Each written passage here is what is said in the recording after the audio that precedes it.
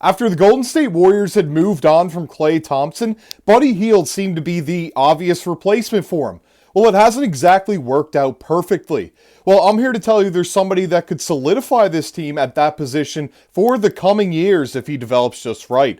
What could that possibly be? Well, there's a rumor that a trade could happen this offseason, and I'm going to break down exactly what that is and what it could mean for both sides. I'm your host, Joey Mercer. This is another episode of Joe Mercer Sports Podcast. And make sure if you are watching this content today to go down below, hit that subscribe button, turn on that bell for notifications, and every single time we upload, you'll be able to stay up to date with our takes on the NBA and everything that you need to know around it. So without further ado, we're going to get in this article there today from Times of India, and it's actually NBA trade rumors. Golden State Warriors might sign $100 million Portland Trailblazers superstar to form Big Three with Stephen Curry and Jimmy Butler. This one's by Ranak Bose of TimesOfIndia.com, and this one was only uploaded there yesterday. I wanted to bring it to you there. It is only rumors and speculations based on what has been going on around the two organizations, but more specifically, the Golden State Warriors looking for somebody perfectly to fit next to Steph Curry and Jimmy Butler with such a small window. Well, this one goes on to say the Golden State Warriors and Trailblazers are reportedly discussing a major offseason trade that could shake up both rosters. According to the predictions, the Warriors may part ways with Jonathan Kuminga in a sign-and-trade deal to acquire Portland's high-scoring guard, Anfernee Simons. And I think Portland could do okay without Simons, so I think this trade could most definitely happen. Now, what is the proposed deal, you may be asking yourself? Well, I know I certainly was when I first looked at this article, and that is Anfernee Simons leaving the Portland Trailblazers, going to the Golden State Warriors for Jonathan Kuminga via a sign-and-trade and shooting guard Moses Moody. So they move on from Kuminga and Moody, but they don't necessarily get too much older. They just get somebody that is more ready right now. Kuminga's a great scorer, especially on the low block. He's good at slashing.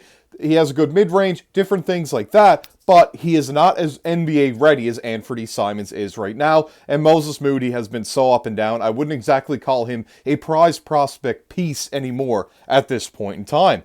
Now, they go on to say why the Golden State Warriors might make the move for Anfernee Simons. Well, Kuminga's future with Golden State has been uncertain for months. Despite being the team's third leading scorer at just 22 years old, he was benched in crucial games, signaling a potential exit.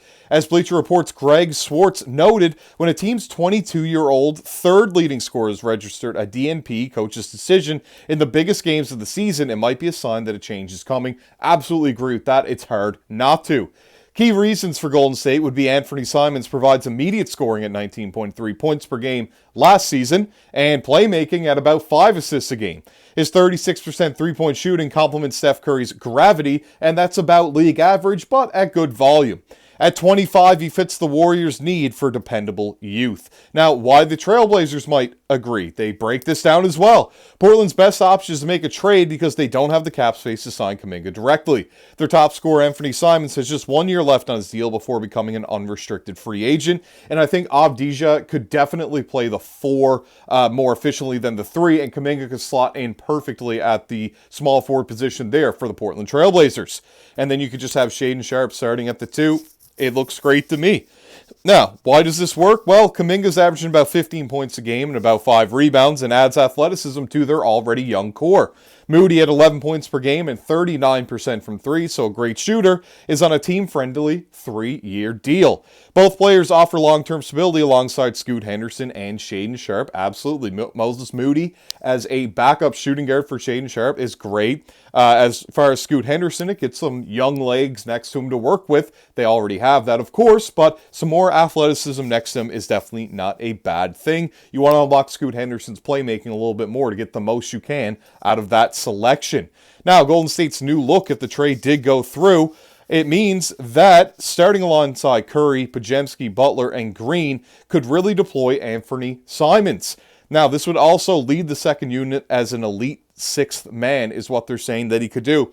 I think he would probably start over Podziemski, but they could do something a little bit stranger. I'm not really here to say what they could do with that. Podziemski has played a whole lot of time, but I could definitely see them starting Curry, Simons. Do you love the defense there? Well, not really. Podziemski's a better defender than Anfernee Simons, so they might want to split it, but either way, he'd be a 6th Man of the Year candidate, if not a very good player in the starting lineup.